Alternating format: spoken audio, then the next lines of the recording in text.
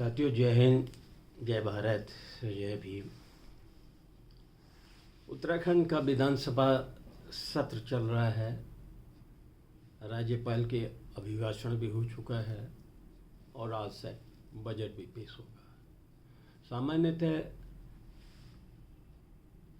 आने वाली साल में सरकार का रोड मैप क्या होगा, खुद मुख्यमंत्री ने भी कहा है कि राज्यपाल का अभिभाषण ही सरकार का अगली वर्ष की जो उसका रोड मैप है, जो विकास का उसका एजेंडा है, योजना है, उसको परिलक्षित करता है। बजट तो उन योजनाओं को लागू करने के लिए एक तरह से धन का आवंटन करता है। दो तीन घटनाएं जो एक दूसरे से संदर्भित हैं वो हुई हैं। पहले राज्य के इकोनॉमिक्स प्लानिंग डिपार्टमेंट ने, योजना आयोग ने, नियोजन विभाग ने कुछ स्टैटिक्स जारी किए। आर्थिक सर्वे रिपोर्ट तो मेरे ख्याल से जब बजट रखा जाएगा उसी समय वो भी रखी जाएगी। उसमें राज्य की सरकार ने दावा किया है कि हम दोनों मामलों में, आर्थिक विकास की दर में भी और राष्ट्रीय औसत और पर कैपिटा इनकम है, प्रति व्यक्ति आय में भी, हम देश से, भारत की विकास दर से, राष्ट्रीय प्रति व्यक्ति आय से हम बहुत आगे हैं और इसको एक उपलब्धि की तरह से बताया गया है। जो दूसरा मूल रूप से राज्यपाल का भाषण आया है, बहुत सी बातें कही गई हैं, लेकिन जो मुख्य बातें हैं जिसका राज्य के से सरोकार है उस पर कुछ नहीं कहा गया है। बड़ी उपलब्धि के रूप में सरकार ने दावा किया है, मुख्यमंत्री ने, कि हमने समान नागरिक संहिता को लागू करने वाला ये देश का प्रथम राज्य बन चुका है। धर्म, जाति, लिंग के आधार पर अब नागरिक संहिता में किसी के साथ भेदभाव नहीं होगा। लेकिन इस बात का जवाब नहीं दिया है कि उत्तराखंड की जनजातियों को इससे क्यों अलग थलग रखा गया है। उत्तराखंड की तमाम जो जनजातियां हैं तो हिंदू रीति रिवाजों के ही हिसाब से ही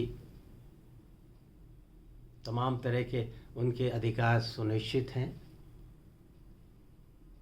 ना कहीं वो मांग थी उत्तराखंड के आदिवासी जनजातियों की हमको समान नागरिक संहिता से अलग किया जाए। इस मिस्ट्री को कोई समझ नहीं पा रहा है।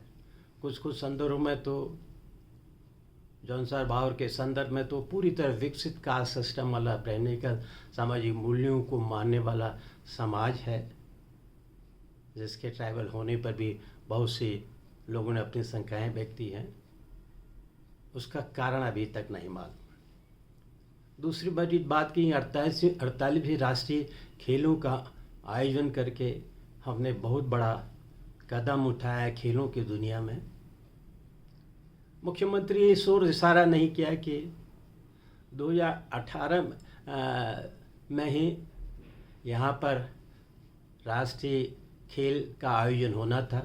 पिछले सरकार ने, कांग्रेस सरकार ने, उसके लिए ओलंपिक एसोसिएशन की मंजूरी में मिल चुकी थी और जिन दोनों खेलों स्टेडियम में, देहरादून और हल्द्वानी में, इन खेलों का ओपनिंग, उद्घाटन और समापन हुआ है देश के प्रधानमंत्री और देश के गृह मंत्री के द्वारा। इन भव्य स्टेडियम का वो निर्माण भी कांग्रेस पीरियड में ही वो पूर्ण हो चुका था, क्योंकि 2018 में राष्ट्रीय खेलों के आयोजन के लिए पहले से हमको इंफ्रास्ट्रक्चर बनाना था।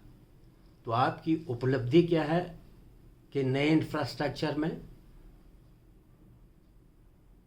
मैं उस ओर भी अब ज़्यादा नहीं जाता क्योंकि ये फैक्ट सबको मालूम है। सबसे बड़ी बुनियादी चीज़ है कि इस बीजेपी सरकार ने ही एक डॉक्यूमेंट निकाला था 2017-18 में, विजन उत्तराखंड 2030 तक उत्तराखंड के 10 साल के कार्यकाल के संदर्भ में अपनी योजना की ओर इशारा करता था। और उसी विजन डॉक्यूमेंट के ये कॉपी है उत्तराखंड विजन डॉक्यूमेंट 2030 का। इसी में खुद माना गया है कि ये राज्य उत्तराखंड के पर्वतीय क्षेत्र के लोगों के संघर्षों का परिणाम था। Uttarakhand has been created as a state to give voice to the aspiration of the people in the hills whose dreams and aspirations were not always captured in the mainstream discourse of development. ये खुद उत्तराखंड की सरकार का, Bharatiya Janata party का vision document है, और वो खुद इस बात को मान रहा है कि इतने वर्षों बाद भी पर्वतीय क्षेत्र अभी भी उपेक्षित है। माइग्रेशन यहाँ की नीति बन चुका है, और माइग्रेशन में भी उसने कहा है कि एक फिनोमिना है कि अधिकांश वो लोग जो माइग्रेशन कर रहे हैं पर्वतीय क्षेत्र से रोजगार के लिए, शिक्षा के लिए, तो थोड़े से संपन्न है, और वहाँ का जो सबसे बड़ा कमज़ोर तबका है शेड्यूल का, उसमें माइग्रेशन न्यूनतम है क्योंकि उनकी आर्थिक स्थिति बहुत कमज़ोर है। पर्वतीय खेती की दिशा बहुत ही नाजुक है, उस ओर ध्यान देने की ज़रूरत है।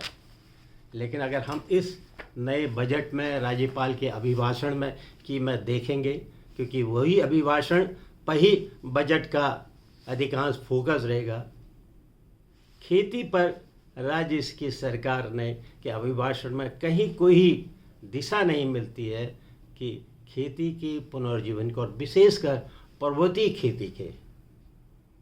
खुद विजन डॉक्यूमेंट कर रहा है कि उत्तराखंड के बहुत से गांव भूता हो चुके हैं। राजनीतिक रूप से जो उत्तराखंड में अपने आप को सामाजिक सांस्कृतिक का केंद्र बिंदु जो क्षेत्र कहते हैं, जहाँ से प्रदेश के मुख्यमंत्री और राष्ट्रीय स्तर के लीडर पैदा हुए हैं, वो अल्मोड़ा जिला, वो पौड़ी जिला आज सबसे ज़्यादा माइग्रेशन के शिकार हैं। गांव भूता हो चुके हैं। लेकिन माइग्रेशन को कैसे रोका जाए? अब माइग्रेशन तभी रुक सकता है जब पर्वतीय खेती जो जीवन का आधार थी, एक समय लोग यहाँ इसीलिए बसे थे कि वो उनको, उनके परिवार को जीवित रहने का आधार है थे, उसको पुनर्जीवित किया जाए। जो लोगों में निराशा हो चुकी है, सरकारों के डॉक्यूमेंट खुद कह रहे हैं कि वन्य जीवन और खेती के बीच में, मानव के बीच में एक संघर्ष चल रहा है, इसको कैसे विराम देंगे? इस पर भी ये राज्यपाल का अभिभाषण खामोश है। राज्य के अंदर नौजवान को सरकारी क्षेत्र में या निजी क्षेत्र में रोजगार के अवसरों पर पूरी तरह सरकार मौन है। नई नौकरियां कहीं पैदा नहीं की जा रही हैं, और राज्य में ही जो 40-50 हज़ार पद, सरकारी पद रिक्त पड़े हैं। इसी मुख्यमंत्री के ही वायदे के अनुसार 24,000 पद रिक्त हैं, मैं इसको भरूंगा। उस संदर्भ में राज्यपाल का अभिभाषण कोई इशारा नहीं करता कि हम किधर की ओर जा रहे हैं, इस समस्या का कैसे समाधान करेंगे। पर्यटन के क्षेत्र में बहुत सी बातें हो रही हैं, लेकिन पर्यटन के उसी क्षेत्र को जहां सरकारों का बहुत बड़ा रोल नहीं है, लोग अपनी धार्मिक मान्यताओं के अनुसार चार धाम यात्रा में आते हैं, और उसका एक निश्चित पीरियड है, उसी दौर में आते हैं। लेकिन चार धाम के अलावा भी उत्तराखंड के अंदर पर्वतीय क्षेत्र में टूरिज्म की बहुत अपार संभावना है। एडवेंचर टूरिज्म है, सुंदरता का टूरिज्म है, नई क्षेत्रों का विकास कहीं नहीं किया जा रहा। एक नई सिरे थे कि शीतकाल में भी हम चार धाम यात्रा चलें। आपके कहने से कोई आ जाने है। लोगों की अपनी मान्यता है कि ईश्वर को भी कुछ समय रेस्ट का, लोगों को भी कुछ समय रेस्ट का वातावरण चाहिए। वो मान्यता है, उसमें आपका काम सिर्फ जो लोग तीर्थयात्रा में आ रहे हैं उनके लिए सुविधाओं के अवसर प्रदान करना है। लोग खुद ब खुद चले आते हैं, तो उसमें आपका कोई योगदान नहीं है। पर्यटन की जो दूसरी संभावनाएं हो सकती थी उस ओर वे नहीं कर। औद्योगिक क्षेत्र में जो भी उद्योग लग रहे हैं वो सिर्फ 3 मैदानी क्षेत्रों को सीमित रह गए हैं। हरिद्वार, ऊधम सिंह नगर, देहरादून का जो भाभा प्लेन का एरिया है। जिस सरकार ने अपने आंकड़े देते हुए सचिव ने यह दावा किया था कि हमारी राष्ट्रीय औसत आय इस समय देश की राष्ट्रीय औसत आय से भी बहुत आगे बढ़ चुकी है, वो आज का फिनोमेना नहीं है। वो तो 2010-11 से लगातार उत्तराखंड राष्ट्रीय औसत आय में राज्य की प्रति व्यक्ति आय राष्ट्रीय औसत आय से आगे है। उसके कारणों पर आप कभी ना नज़र डालते हैं, ना बहुत से साथी मीडिया कर्मी भी पूछते हैं। आखिर ये तीनों जिलों में समट के आ गई है। उत्तराखंड की जो राज्य की प्रति व्यक्ति आय राष्ट्रीय आय से ज़्यादा का दावा किया जा रहा है, वो सिर्फ 3 जिलों में सिमट के रह गई है। वो जिले हैं हरिद्वार, वो जिले हैं ऊधम सिंह नगर, वो जिले हैं देहरादून। आखिर ये जो 11-12 पर्वतीय जिले हैं, जिसको खुद उत्तराखंड की सरकार की विजन रिपोर्ट कहती है कि पर्वतीय क्षेत्र के एस्पिरेशन के लिए पर्वतीय लोगों के संघर्ष के परिणाम इस राज्य की स्थापना की गई थी, आज उसकी क्या हालत है। एक तरफ हरिद्वार का हम अगर प्रति व्यक्ति आय का आकलन करें तो लगभग 3 लाख से ऊपर जा चुकी है, 3,62,000 के आसपास है। तो राष्ट्रीय औसत आय की भी दूने के आसपास टिकती है। देहरादून, ऊधम सिंह है, ये भी 2 लाख से ऊपर है, 2,72,000, 2.5 लाख के ऊपर है। और पर्वतीय जिले में अधिकतम अगर किसी की प्रति व्यक्ति आय वो चमोली की है, वो 1,27,000।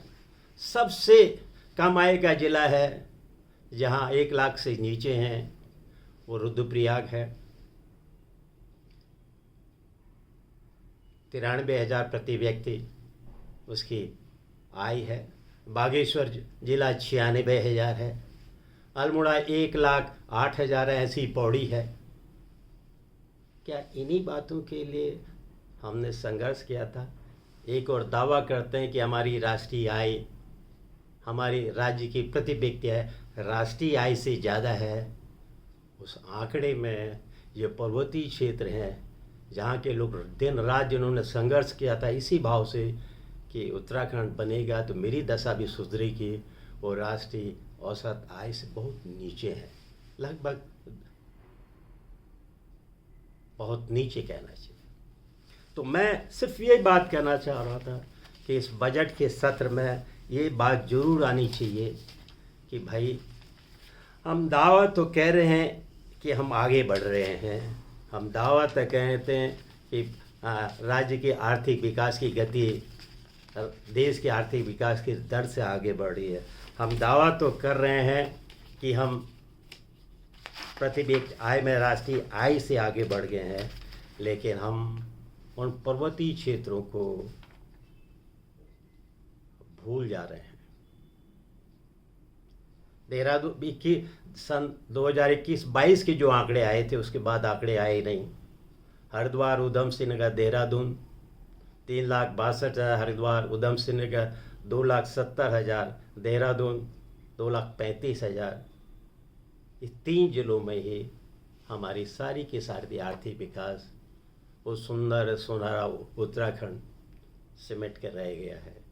और जो पर्वतीय जिले हैं, ना उनको राजधानी मिली, ना राजनेता और ना सरकारें, नौकर साहब गैरसैंण की ओर जाना चाहते हैं, प्रतीकात्मक रूप से भी नहीं जाना चाहते हैं। सारी उद्योग जो रोज़गार पैदा करें, इन्हीं तीनों जिलों में सिमट के रह गई हैं। आज वक्त आ रहा है कि जिन लोगों ने स्वराज्य की लड़ाई लड़ी थी, समाज के तमाम वर्गों में उस पर ध्यान दिया जाए। सरकार के इस पूरे बजट में, राज्यपाल के अभिभाषण में कहीं समाज के कमज़ोर वर्ग के लोगों के लिए, अनुसूचित जाति जनजाति के विकास के लिए कोई योजना नहीं है। कहीं ये नहीं पूछा गया है कि जितने लोगों ने, बच्चों ने दसमोत्तर 1 से लेकर 12 तक के क्लास में स्कॉलरशिप के फॉर्म भरे थे, उन सबको क्यों नहीं छात्रवृत्ति मिल रही। ये सारे सवाल हैं। मैं ज़्यादा न करके सिर्फ थोड़ा इशारा कर रहा हूँ कि ये उत्तराखंड राज्य, जिन लोगों ने वास्तविक लड़ाई लड़ी, उनके सवाल आज कहीं गायब नहीं है। उनको जातिवाद, उनको उन्माद की राजनीति में, धर्म की राजनीति में लगा दिया जा रहा है। रोज़गार पर, खेती पर, समाज के कमज़ोर पर, महिलाओं पर, युवाओं के विकास पर कोई ध्यान नहीं दिया जा रहा है, न उस सरकार के एजेंडे में है। वक्त आ गया है, इस पर हमको विचार करना चाहिए कि उत्तराखंड को अगर बदलना है तो ये जो उत्तराखंड के अधिकांश भूभाग है, जहाँ के लोगों ने इस राज्य का सपना दिखता, लड़ाई लड़ी थी, उनका जीवन भी सुधरेगा। आज फोकस आ गया उनके वास्तविक आर्थिक सामाजिक सवालों पर। हम फोकस करें। जय हिंद, जय भारत, जय भीम।